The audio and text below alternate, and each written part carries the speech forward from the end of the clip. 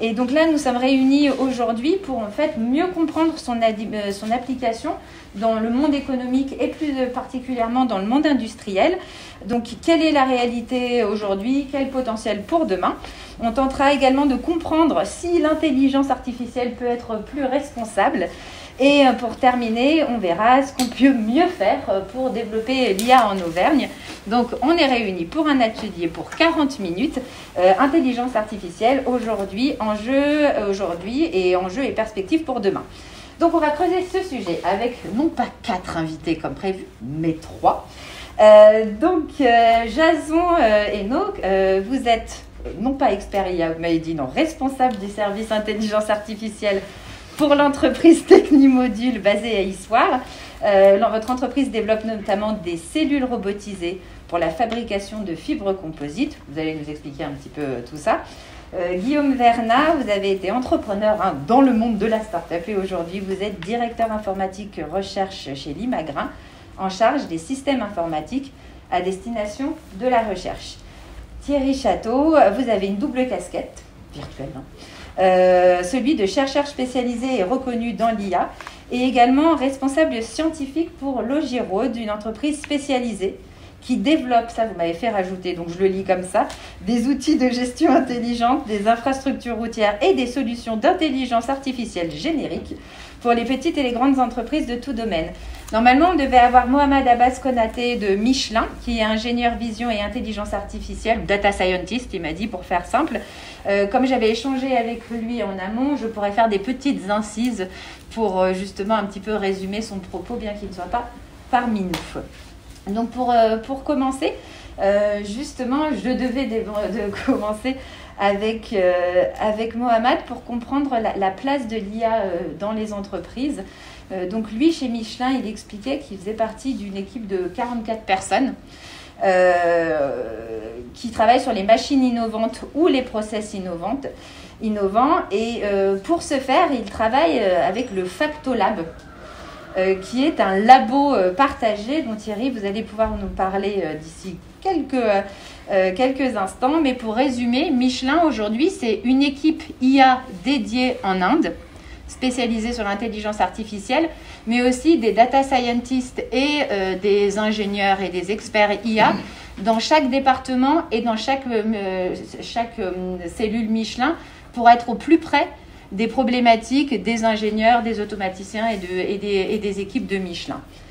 Donc Thierry, double casquette, est-ce que vous pouvez, vous, d'abord nous expliquer votre rôle de responsable scientifique à Logirode? Qu'est-ce que ça veut dire? Où est l'IA là-dedans? Et ensuite, avec votre casquette de chercheur, est-ce que vous pourrez nous parler de ce fameux labo Factolab? Dans l'ordre que vous voulez, vous êtes libre. Je vais peut-être commencer par Factolab, merci. Factolab, je parle sous le contrôle du directeur de Factolab qui est juste là, Michel Dôme, de l'Institut Pascal. C'est un laboratoire commun où on y fait beaucoup de choses, dont de l'intelligence artificielle. C'est appliqué essentiellement aux procédés pour l'instant, mais Michelin voue une importance à ce domaine-là et propose des solutions innovantes dans ces systèmes pour contrôler, pour aider les utilisateurs sur ces choses-là. Je ne rentrerai pas plus dans les détails, mais c'est exactement ça. Concernant après un autre laboratoire qui est en train de se mettre en place également à l'université Clermont-Auvergne, c'est un laboratoire qui va regrouper Logirode, dont je suis directeur scientifique, une autre société qui s'appelle Sherpa Engineering, qui travaille dans le domaine de la mobilité, et les chercheurs de l'université de Clermont, qui s'appelle AI4 Mobilité. Donc, en gros, l'idée c'est d'adresser la mobilité durable et intelligence avec des briques d'intelligence artificielle, à la fois pour développer des applicatifs liés à la gestion de l'infrastructure, mais également dans le domaine du véhicule autonome. Ça, c'est le deuxième laboratoire partagé.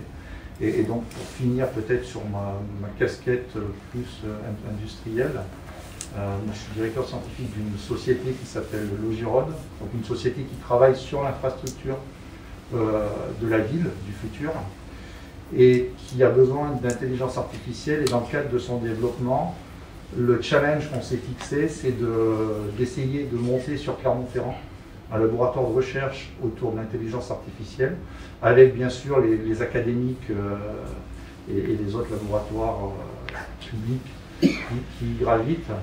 Et le but, c'est non pas uniquement d'alimenter Logirod dans ces problématiques autour de la ville, mais c'est également d'être capable d'exporter un peu les modules d'intelligence artificielle auprès d'autres acteurs plus locaux qui pourraient en avoir besoin, que ça va des PME jusqu'aux grands groupes. Et donc c'est ce que vous appeliez des solutions d'intelligence artificielle génériques.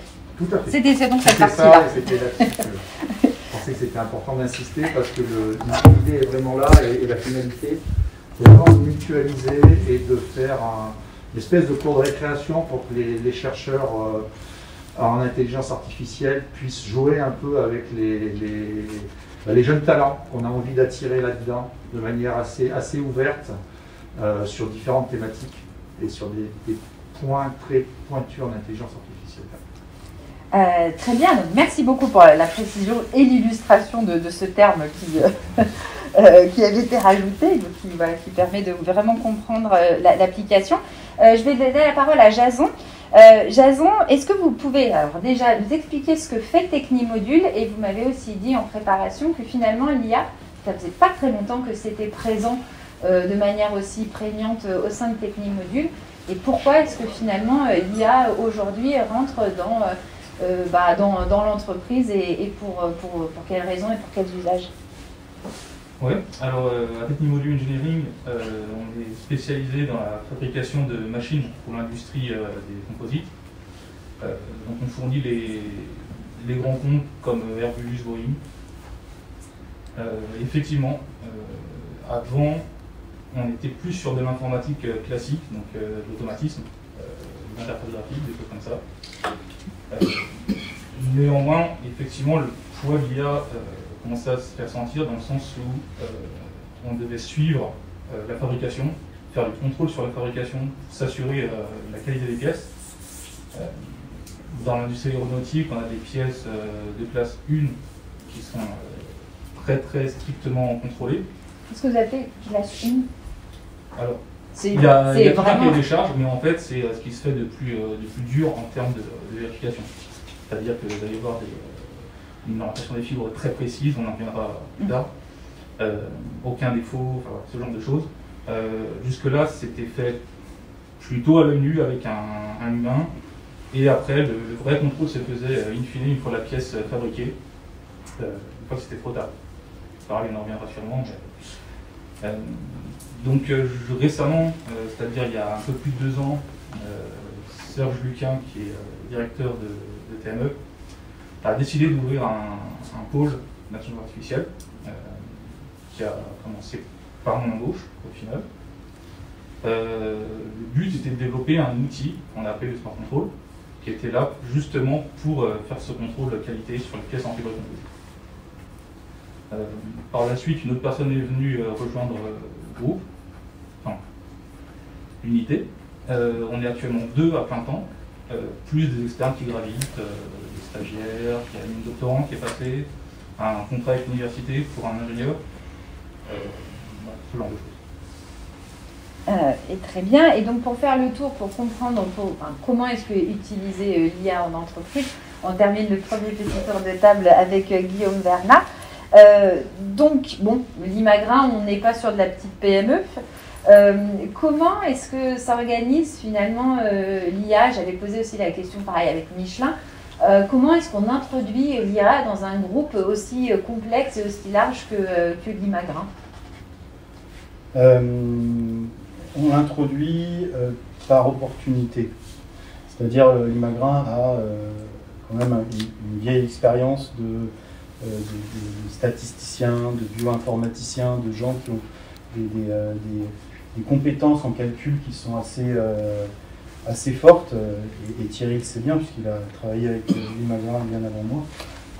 Et donc c'est quelque chose qui est déjà ancré, cette notion de calcul, de valorisation des données. Et l'Imagrin, en tous les cas pour la recherche, est une société qui produit de la donnée, qui la valorise. Et donc c'est opportunément, en fonction de situation, de façon opportuniste, en fonction de situations qui vont ne pas trouver une réponse déterministe et sur lesquelles on va essayer d'avoir cette approche plus boîte noire, enfin plus innovante à travers les différentes thématiques et différentes approches de l'IA. Vous disiez que c'était un outil d'aide à la décision dans différents domaines, parce qu'en fait, finalement, on ne sait pas forcément derrière l'Imagrin, on voit le côté agricole, mais sur les analyses d'images, l'environnement et la génétique, il y a vraiment des secteurs où l'IA est plus particulièrement présente. Oui, beaucoup sur l'analyse d'images.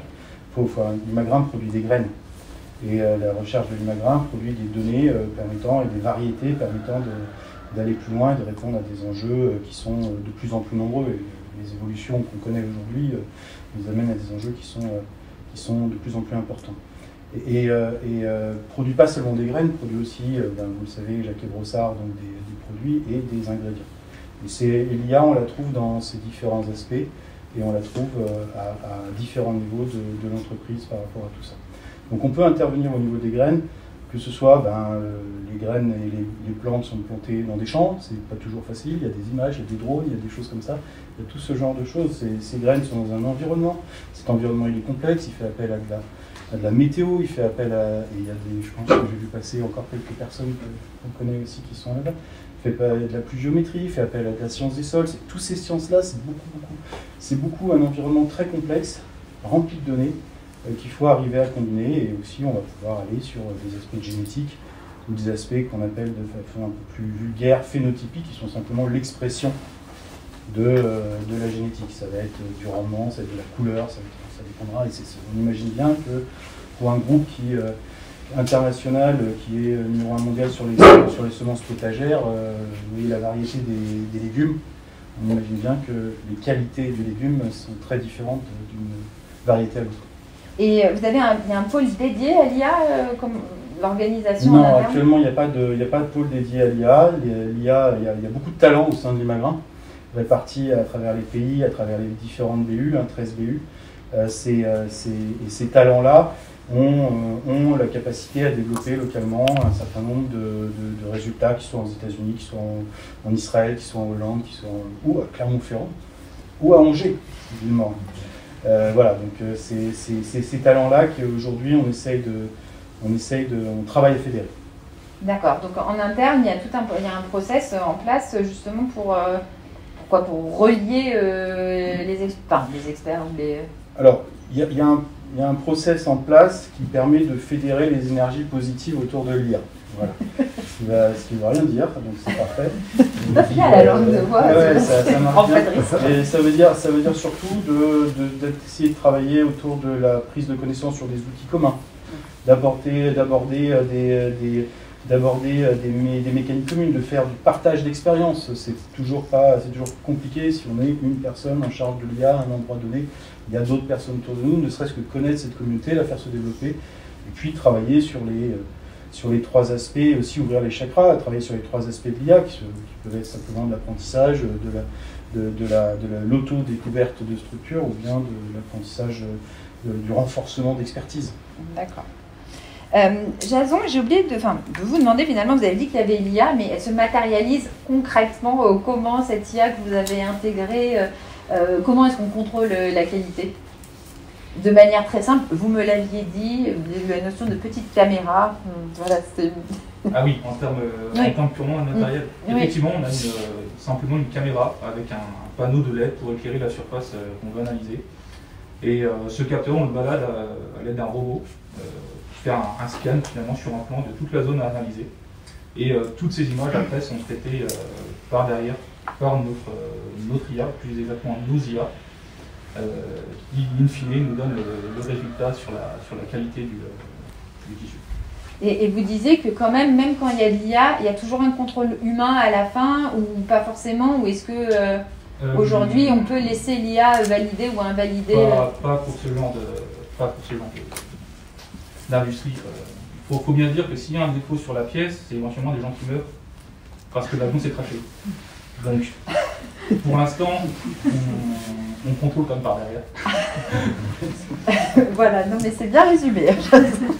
Sachant que l'IA est très très bonne pour les tâches extrêmement répétitives, pour regarder le moindre petit détail sans se lasser.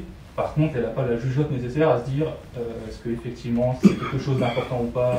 Voilà, ce genre de choses. Pour moi, c'est complémentaire. Les deux aspects sont complémentaires. Très bien, donc merci pour parler de l'importance aussi justement de la qualité de l'IA, et ça fait une bonne transition avec le deuxième sujet, parce que dans l'imaginaire collectif aujourd'hui, l'IA elle est perçue comme la solution à tout, ou les mots ou le pire de la société en fonction de où on regarde. Une chose est sûre, c'est qu'elle fait partie intégrante du quotidien, que ce soit de notre quotidien en tant que citoyen, mais aussi dans les entreprises, et ça sera de plus en plus le cas.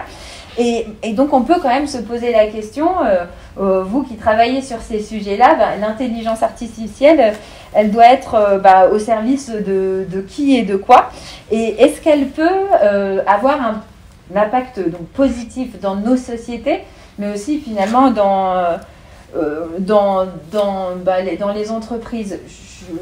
N'hésitez pas à prendre la parole si vous souhaitez, mais Jason, vous me disiez en préparant cette table ronde que finalement l'intelligence artificielle, elle pouvait avoir un impact positif sans vraiment le vouloir, de fait, par justement ce que vous nous expliquiez, ce contrôle qualité qui permet finalement de réduire certains gaspillages. Est-ce que vous pouvez justement expliquer comment tout naturellement, finalement, l'IA participe à réduire l'empreinte carbone de Technimodule Engineering?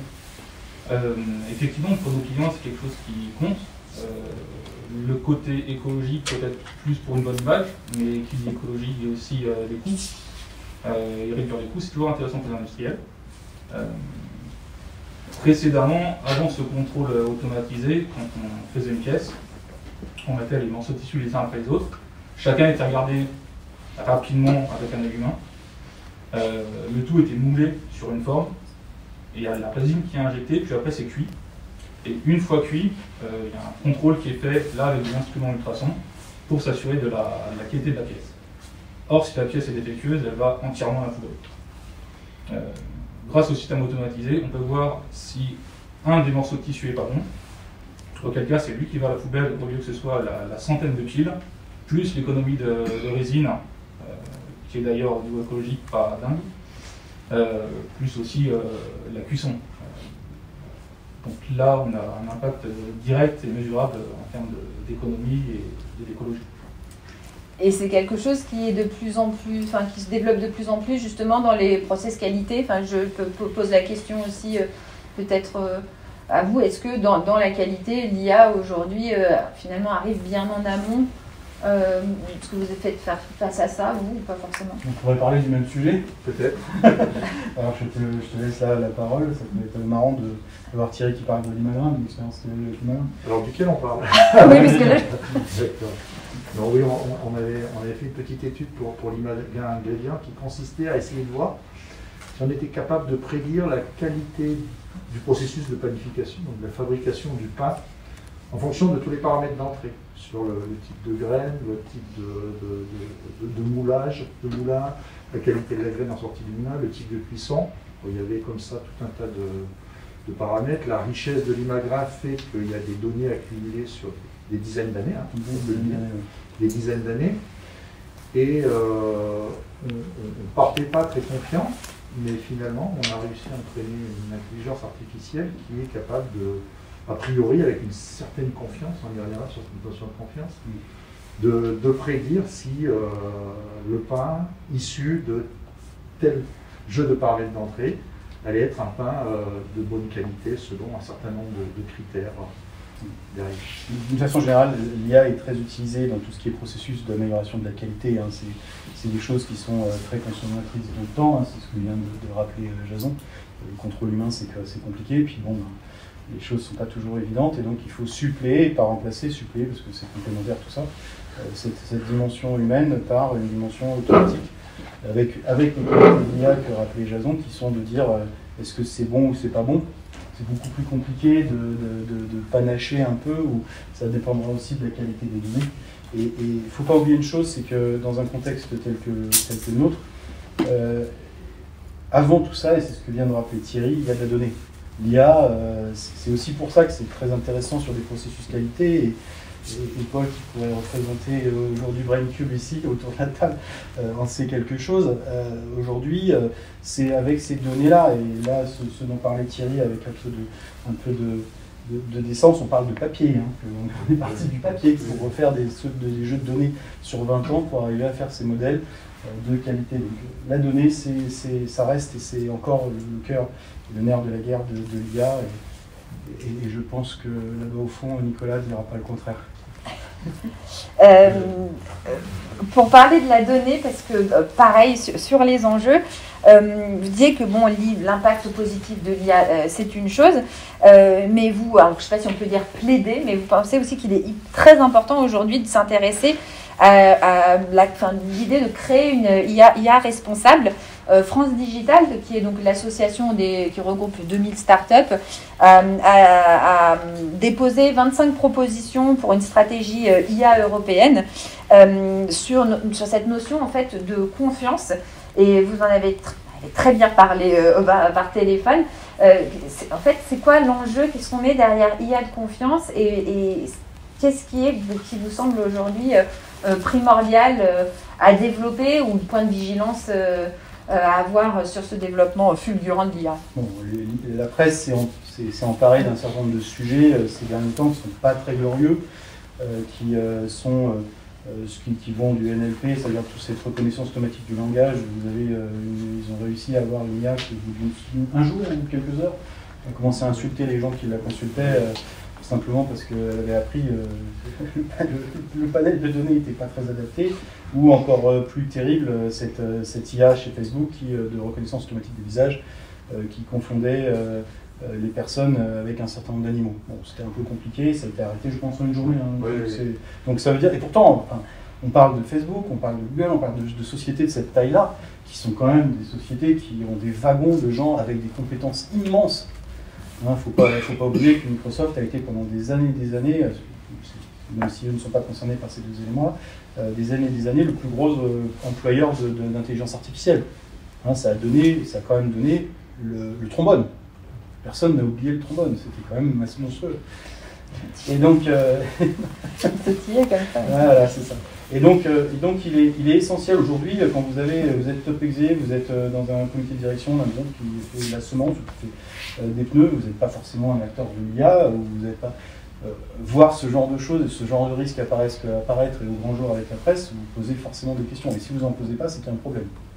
Et donc, il est essentiel d'apporter à cette dimension, parce qu'il ne faut pas se mentir, l'IA, ça reste quand même une boîte noire. Je mets en relation pour la partie apprentissage, des données d'entrée avec des données de sortie, je secoue un peu, et je vois ce qui se passe. Bon, on a beaucoup de choses, on peut aller un peu plus loin que ça, mais en résumant, c'est ça. Et donc, quelque part, il y a un enjeu. Si on veut que l'IA se développe, si on veut que l'IA prenne de l'ampleur dans notre société, il y a un enjeu fondamental, c'est d'arriver à accompagner la mise en place et la mise en œuvre d'un modèle, d'une démarche qui va être une démarche de confiance et une démarche de confiance dans la qualité du modèle. Et pour ça, il y a des acteurs qui commencent à se bouger. Au niveau mondial, il y en a, et même en France, aujourd'hui, on va bientôt, dans les prochains jours, avoir le premier label de confiance d'IA qui va s'il n'est pas déjà, je ne vais pas vérifier cette semaine, mais s'il n'est pas déjà sorti. Donc je pense que c'est un enjeu crucial.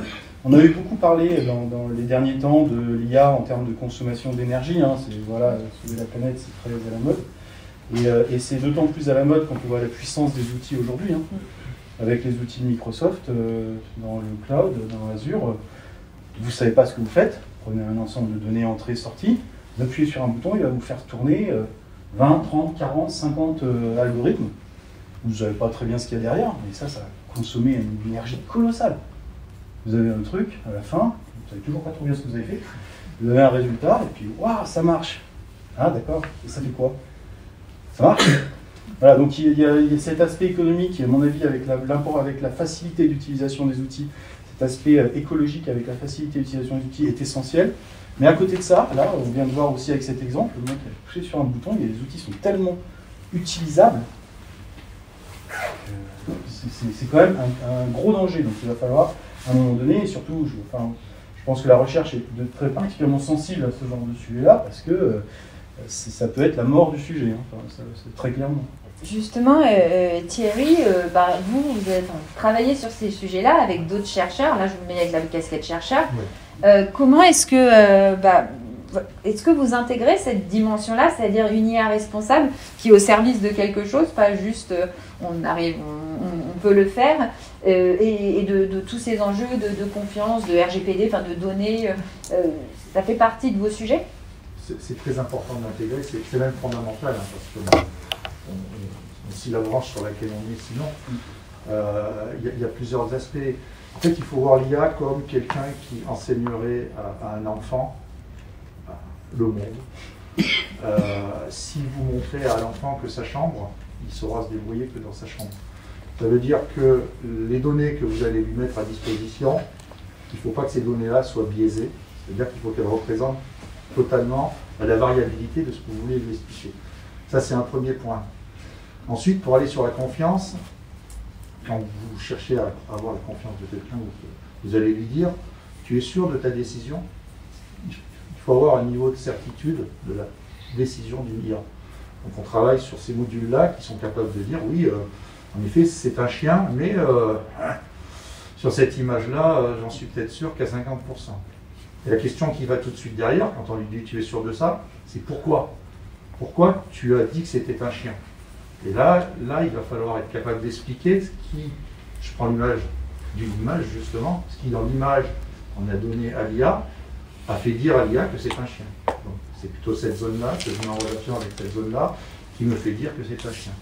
C'est en travaillant sur ces outils-là de manière très concrète qu'on va vers la confiance. C'est absolument pas la seule chose à faire, mais au niveau des recherches qu'on peut faire d'un point de vue un peu fondamental sur ces choses-là, c'est très important. Et aujourd'hui, on s'en approche. On s'approche aussi de ces choses-là en travaillant sur des entraînements où on montre une image à quelqu'un sans lui dire « tiens, ça c'est un chien, apprends que c'est un chien ». On montre tout un tas d'images. On appelle ça des choses non supervisées. Et c'est la machine qui elle-même va essayer de mettre en relation dans ces images un certain nombre de choses.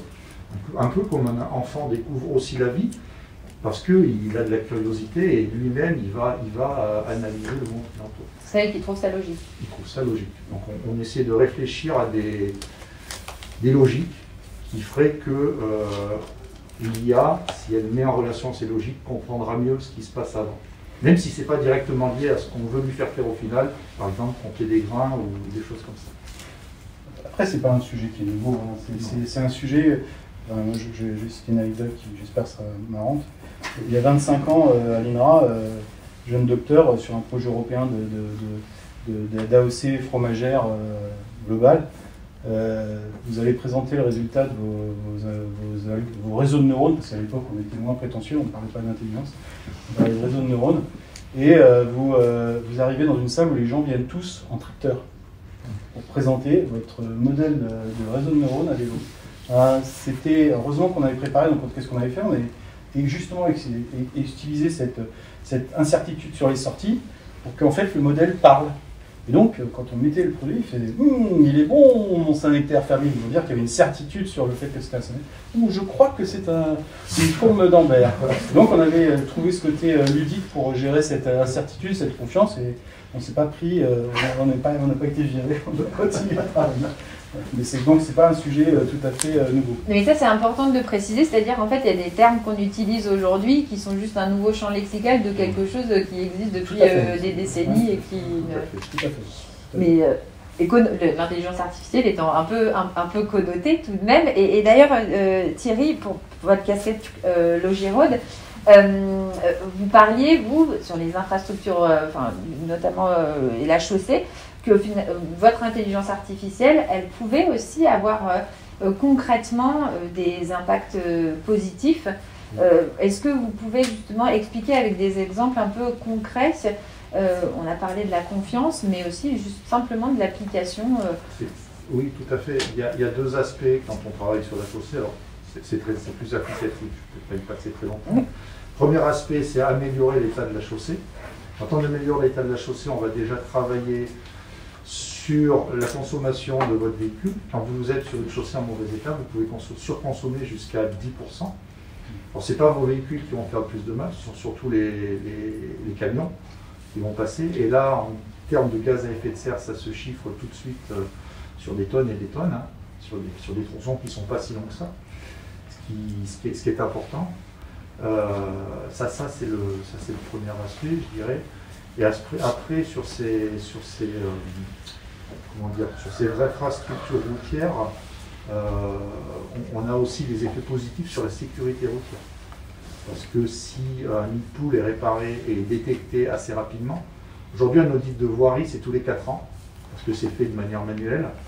Et donc si au bout d'un an quelque chose a été mal réparé et qu'on a un nouveau nid de poule, on n'est pas à l'abri qu'un motard tombe dessus et donc on pourrait sauver des vies aussi pour revenir sur cet aspect-là. Donc il y a un aspect sécurité routière qui est important. Pourquoi? Parce que grâce à l'intelligence artificielle, cet audit, on va être capable de la faire à des intervalles beaucoup plus réguliers. Et pour la faire à des intervalles beaucoup plus réguliers, on va aussi jouer sur les services qui passent dans nos villes toutes les semaines, leur mettre des capteurs, et notamment les camions bennes. Et on travaille justement avec une société qui passe ramasser vos poubelles toutes les semaines et qui prend nos capteurs, et donc on est capable, c'est pas utile de le faire toutes les semaines, mais de le faire tous les 3 mois ou tous les 6 mois, on peut assez tôt savoir qu'il pourrait y avoir des impacts sur la sécurité routière, sur tel endroit ou tel endroit. Et alors, je voulais vous poser la question, finalement, parce que là, vous parlez, c'est quand même un vocabulaire technique, là, vous donnez des applications concrètes dans le quotidien, mais si on n'y connaît rien en intelligence artificielle, on est un chef d'entreprise, un peu comme il y a quelques années, on a dit qu'il fallait digitaliser les entreprises, mais par quel bout on prend ce sujet-là? Comment est-ce qu'on va convaincre de l'intérêt de développer l'IA dans certains secteurs? Comment, par exemple, vous, Jason, avec les grands groupes avec lesquels vous travaillez, comment vous portez ce message de l'intelligence, enfin de l'importance de développer de l'IA? C'est quoi par quelle porte on ouvre pour parler de ces sujets un peu techniques à un chef d'entreprise?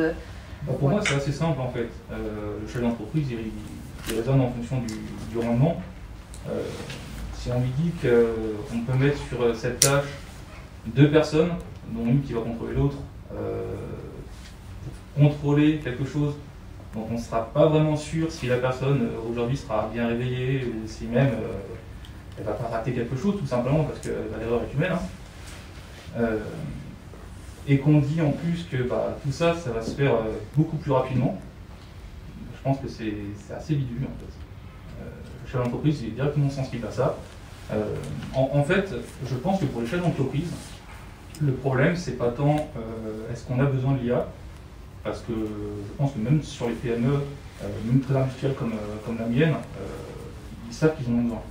Et moi, je suis dans une PME très méca. Quand je leur parle de ce que je fais, je passe pour un alien, mais ils savent très bien qu'il y en a besoin. Non, là où c'est plus compliqué, c'est de savoir comment on met en place au sein de l'entreprise. Et pour moi, ça passe avant tout par pouvoir embaucher la bonne personne qui sera mettre en place les ressources nécessaires, engager les bonnes personnes, créer une dynamique dans ce sens sur finalement une spécialité que le chef d'entreprise ne connaît pas. Et vous, un regard sur comment est-ce qu'on doit pousser l'IA, comment on a poussé la digitalisation des entreprises? Oui, mon avis personnel oui, là-dessus, pas la vérité c'est qu'il faut discuter avec les entreprises. On ne peut pas aller voir une entreprise en essayant de pousser l'IA justement. Parce qu'en fait, une entreprise a ses propres points, ses pain points, on dit, aux points de souffrance. Donc il faut aller discuter avec l'entreprise, avec la PME. Chaque PME a des points de souffrance qui peuvent être différents. Donc il faut être capable de s'adresser à la PME avec une compétence qui est à la fois une compétence dans le domaine de la PME pour comprendre ce que la PME a besoin, et une compétence aussi un peu en intelligence artificielle pour avoir cette interface. Et une fois qu'on a écouté la PME, on va être capable de diagnostiquer certains points sur lesquels il pourrait exister des solutions avec l'IA. Mais je pense qu'aujourd'hui, les entreprises du numérique qui vont voir les PME qui essaient de pousser un produit n'ont pas forcément la bonne démarche. parce qu'il y a un phénomène de, je ne sais pas ce qu'on entend, il y a vraiment un phénomène de protection un peu, ah, j'ai pas besoin de votre IA, je comprends pas, vous allez me vendre un truc, je vois votre fiche, là je vois pas ce que je vais pouvoir en faire. Et c'est vraiment en allant les écouter et en disant, ah oui, c'est sur ce point-là, peut-être qu'il y aurait une solution avec de l'IA. C'est vraiment, moi je le sens comme ça. En fait, oui, je partage de ça. En fait, la meilleure IA, c'est celle qui ne se voit pas. Et il y en a partout. Dans tous nos logiciels, dans tous les appareils que vous avez, que ce soit Siri dans les tablettes, que ce soit, il y a de l'intelligence artificielle partout. Et celle qui est la plus efficace. Et c'est vrai que c'est compliqué de venir vendre de l'IA pour l'IA et au bout du moment dans un produit qui intègre sans le dire parce qu'il n'y a pas besoin de le dire. Tout le monde va dire, tiens, dans mon produit, j'ai des équations, j'ai des calculettes, j'ai une calculatrice. Ouais, super. C'est l'IA la plus intéressante et celle qui ne se voit pas. Et cela étant dit, tu faisais, Pauline, le parallèle avec la digitalisation. Et je sais que c'est un sujet que je connais un petit peu. Ce qui me semble essentiel aujourd'hui sur ces sujets-là, c'est de ne pas faire les écueils que je vois maintenant avec le temps de la digitalisation. On a confondu digitalisation et change management, gestion du changement, gestion de l'évolution, gestion du changement. Sur l'IA, c'est ça aussi dont on parle. Quand on parle d'IA responsable, quand on parle de tous ces sujets-là, quand on parle de contrôle qualité, de convaincre, etc., on parle de gestion du changement. Ce gestion du changement, il passera par une acculturation. Et donc, moi, je me félicite de savoir qu'aujourd'hui, la région en a pris particulièrement conscience et que Vincent Barra, qui est en charge de ce sujet-là pour l'ISP, si je ne me trompe pas, est en train de monter un cursus de formation continue. Alors, quand je me trompe, un cursus de formation continue qui prendra 3 volets. Un volet qui vise à acculturer différents types de populations, depuis cette population qui effectivement va avoir besoin d'être convaincue sur des éléments très industriels ou très en dehors de ces sphères, qui n'a pas du tout envie d'entendre parler d'IA, qui a envie de percevoir un peu de quoi on parle, et des populations qui sont plus en adhérence, qui sont des populations de mathématiciens, moi j'ai beaucoup de statisticiens, passer à l'IA c'est aussi une gestion du changement, et des populations pour créer des vocations et enchaîner ça. Et je pense que cette initiative va dans le bon sens et peut-être éviter les erreurs qu'on a pu faire sur la digitalisation, où on a confondu l'apport de l'informatique avec la gestion du changement dans des entités. Et je crois que c'est une très bonne démarche pour aller dans ce sens-là. Thierry, vous hochez la tête? Ouais, juste pour compléter le travail de Vincent Barra, plutôt Université Clermont-Auvergne, l'INP étant une composante de l'Université Clermont-Auvergne. Vincent met en place aussi pour le... désolé pour les sigles, pour quelque chose qui s'appelle CAP 2025. Voilà, quelque chose d'un peu transverse sur l'IA, qui se veut un guichet unique pour les entreprises, qui peuvent venir justement chercher de l'aide auprès de l'université en adressant ce guichet unique à travers CAP 2025, qui est un projet ici. C'était un peu le sujet, mais finalement la conclusion. Non, mais c'était ça, c'était en fait l'enjeu, c'est-à-dire, ok, comment est-ce qu'on organise le déploiement de l'IA pour finalement éviter les écueils et peut-être s'appuyer sur les problématiques qui ont été rencontrées avec d'autres technologies qui ont pu voir le jour avant.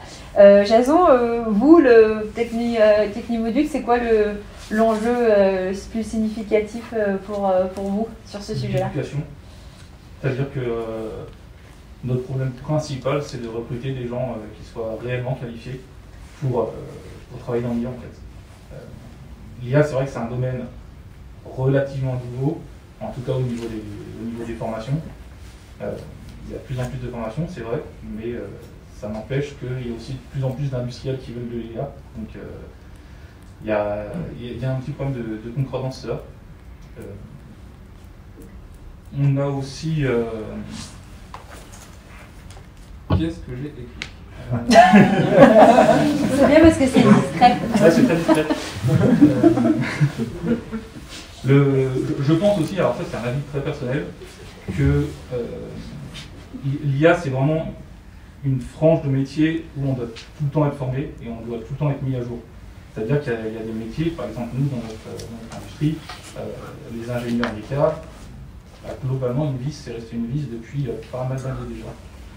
Là, l'IA, il y a des publications tous les mois, il y a des publications significatives, si ce n'est tous les 6 mois, au moins tous les ans, qui changent tout le paradigme en fait de notre domaine. Et sans se mettre à la page, on est rattrapé forcément ailleurs par la concurrence ou même on est simplement sous-optimal.